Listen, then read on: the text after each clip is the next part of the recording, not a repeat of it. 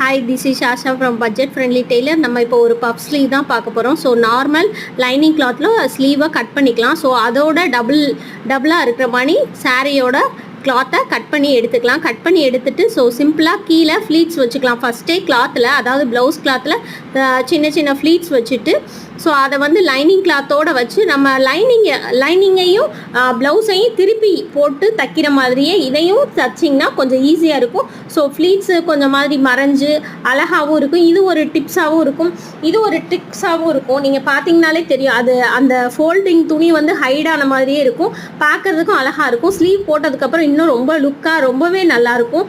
நீங்கள் பார்த்தீங்கனாலே தெரியும், கீழே வச்சு அதை லைனிங் கிளாத்தை மேலே வச்சு உல்ட்டா பண்ணி அதை ஆப்போசிட் சைடு பார்த்து ஃப்ளீட்ஸ் வச்சு தைச்சிங்கன்னா அழகான பஃப் ஸ்லீவ் ரெடி ஆயிடுச்சு.